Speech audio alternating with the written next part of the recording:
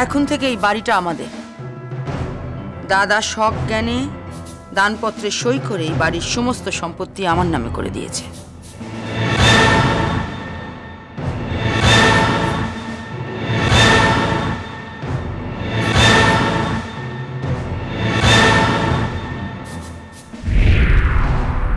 পিসিমা আপনি?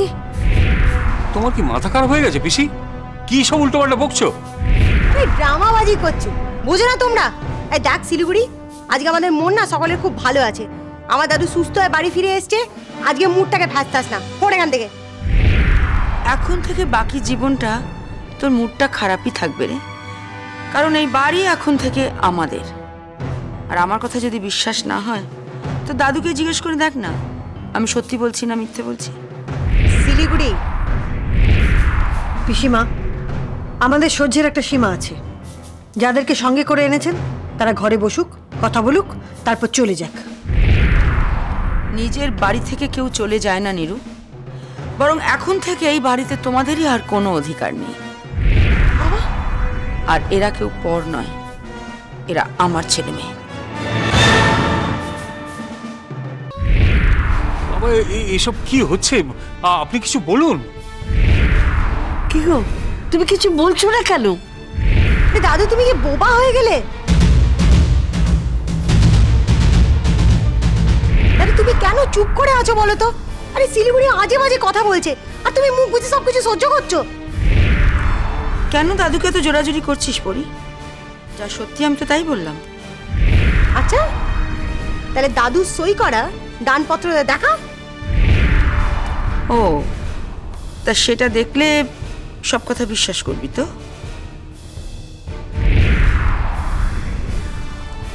সুজিত,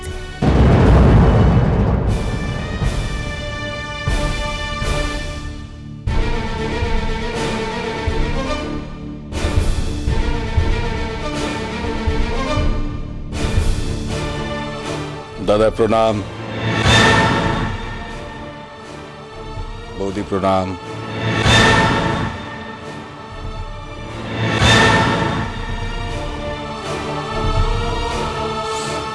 দাদা ভালো থাকলেই সব ভালো। সুজিত, এরা কেউ বিশ্বাস করছে না যে দাদা সম্পত্তি সমেত এই বাড়িটা আমাকে দান করেছেন। তোমার মুখের কথায় এরা বিশ্বাস করবেন কেন? এটা ভাবা তো ভুল। কাজটা যখন কাগজে কলমে হয়েছে তখন তো সেটা দেখালেই হয়, কি বলো?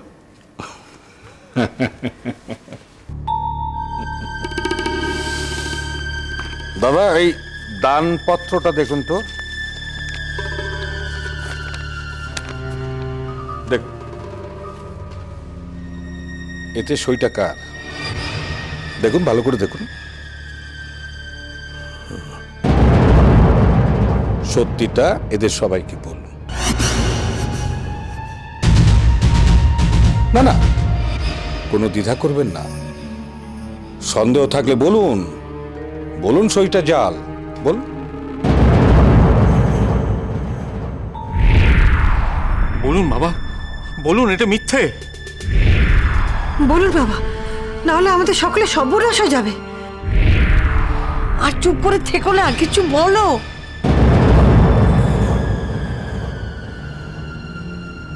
দাদু, দাদু তুমি শুধু একবার বলো এই সইটা জাল সই, তারপরে তুমি দেখো এই মমদগুলোকে আমি কি করে বার করি বাড়ি থেকে। সইটা আমারই।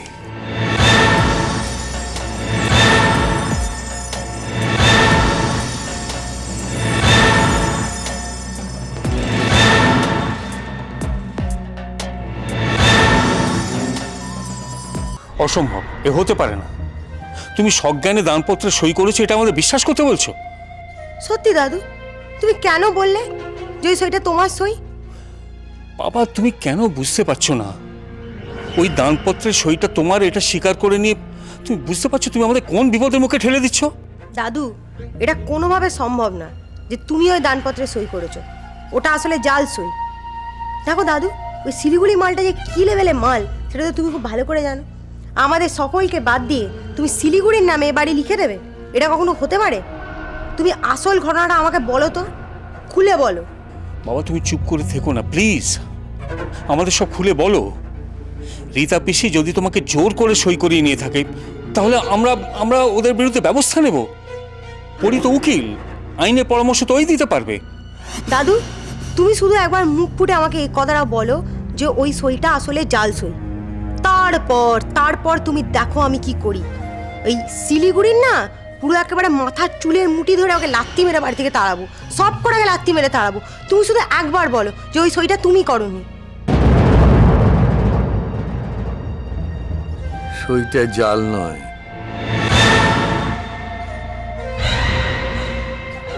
দানপত্রে আমি সই করেছি।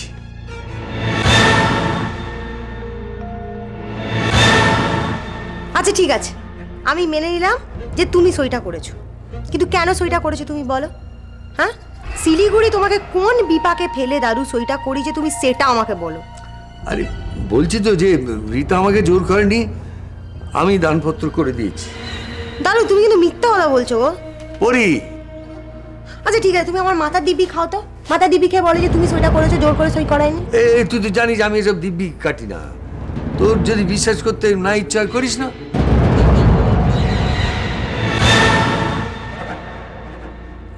আমার সম্পত্তি আমি যার নামে খুশি লিখে দিয়ে যাও, তোদেরটা দেখি। যা, আমাকে আর বিরক্ত করিস না, যা। বাবা তুমি তো এত অবুঝ নও, নিশ্চয়ই কোনো একটা চাপে পড়ে তুমি এই কাজ করেছো। ভুল ভাবছো, কোনো চাপে পড়ে আমি এই কাজ করি না। দাদু তুমি যতই অস্বীকার করো আমার কাছে, আমি কিন্তু পরিষ্কার বুঝতে পারছি যে তুমি একটা বড় চাপের মধ্যে আছো। সেই চাপটা কে দিয়েছে তোমাকে? কে? ওই মাল সুজিত? ওকে তো দেখলেই আমার মনে হয়, বুঝলে বাবা, পুরো জালি মাল। পরি, সুজিত তোমার গুরুজন। গুরুজন? তা আবার সুজিত? ও গুরুজন না, ওটা আস্ত গরু। আমি তোমায় বলে দিচ্ছি বাবা, এই দানপত্রের ঘটনার পেছনে সুজিতের কিন্তু একটা বড় হাত আছে, সেটা আমি কিন্তু বুঝতে পারছি। তুমি কিছু বলবে না তো দাদু? ঠিক আছে, তুমি তাহলে কিছু বলো না, আমি তাহলে যাই, বুঝলে বাবা। আমি গিয়ে তাহলে শিলিগুড়িকে একটু ধরি, তারপরে সব কথা বেরিয়ে যাবে অটোমেটিক্যালি। খবরদার পরি, তুই ওদের সঙ্গে গিয়ে কোনো কথা বলবি না, কোনো অশান্তি করবি না। বাবা তুমি কিন্তু অন্যায় করছো। যারা অশান্তি বাঁধাবার জন্য এই বাড়িতে ঢুকেছে তুমি তাদের সাপোর্ট করছো। এর ফল কি হবে তুমি বুঝতে পারছো? ওরা আমাদের সবাইকে বাড়ি থেকে উৎখাত করে দেবে, আমাদের সবাইকে ফুটপাতে গিয়ে দাঁড়াতে হবে। তুমি কি সেটাই চাও? বাবা চুপ করে থেকো না, বলো, উত্তর দাও। এর কোনো উত্তর আমার কাছে নেই।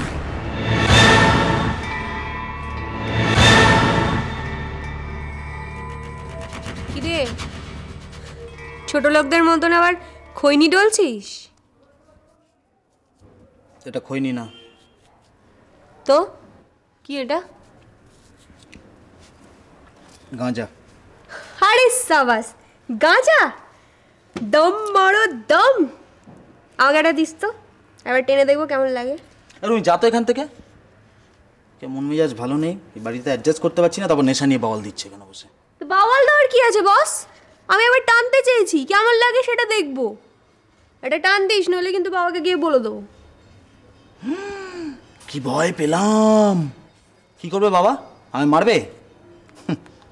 বাবা সব জানে। তার থেকে তোর কথা যদি বলে দিই, তুই বাবার কাছে বেশি ঝাড় খাবি। ও রিয়েলি?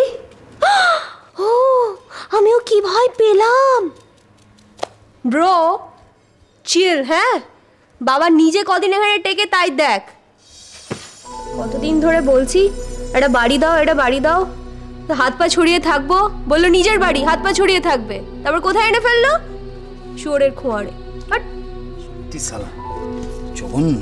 বাড়ি ভর্তি লোক মাছির মতো ভ্যানম্যান ভ্যানম্যান করছে। রিডিকুলাস। শান্তিতে নেশা করবো তার উপায় নেই। নিজে কদিন টেকে দেখ একবার, আবার কোথায় নিয়ে গিয়ে ফেলবে কে জানে।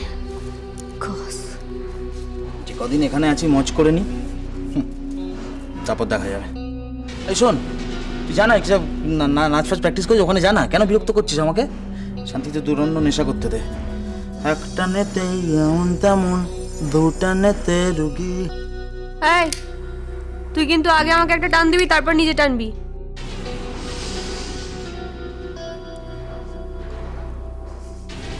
শোন, এখানে জাঁকিয়ে বসতে হবে, বুঝলি? সব কিছু একদম নিজেদের কন্ট্রোলে নিয়ে নিতে হবে।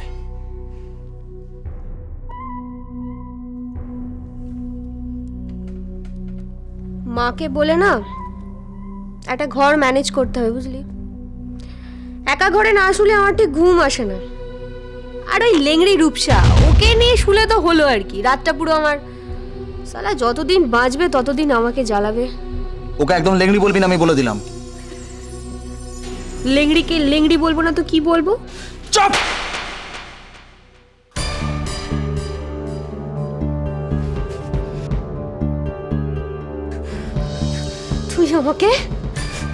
তুই আমাকে চড় মারলি?